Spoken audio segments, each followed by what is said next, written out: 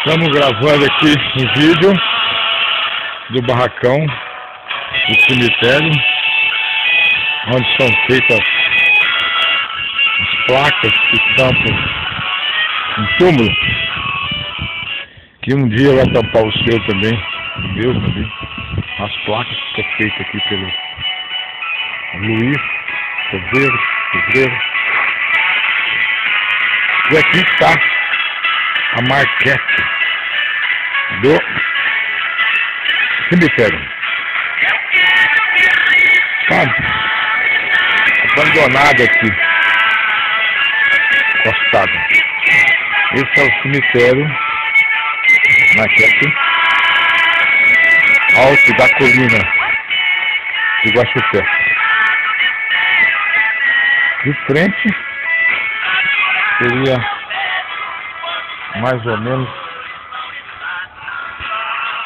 assim. Aqui é a entrada do cemitério, entra por embaixo dessa telhado, um portão, 2 portões, e entra aqui dentro do cemitério. Andando aqui dentro, lá no fundo, no caso seria o condomínio fechado.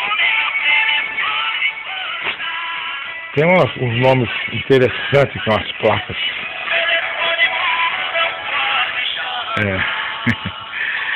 José dos Remédios Preta,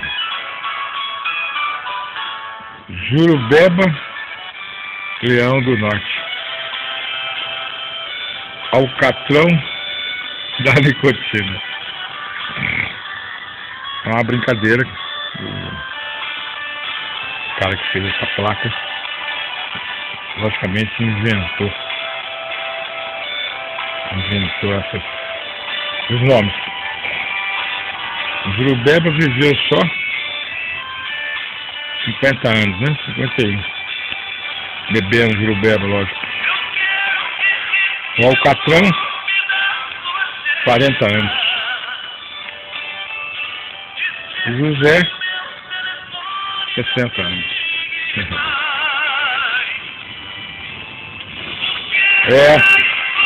Se tomar Jurubeba e fumar o Alcatrão, nem remédio, nem o José dos Remédios vai salvar. Aqui do lado de dentro, portão, cemitério.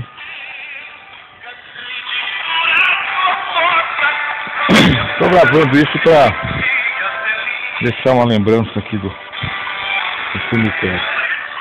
Igualzinho aquele próprio. Bonito, muito bem feito. Não sei quem fez. Aqui é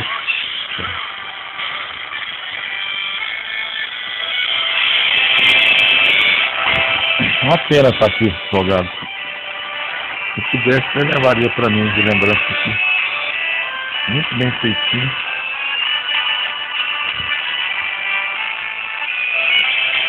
Com vocês, repórter Tony Play. Até a próxima. Obrigado.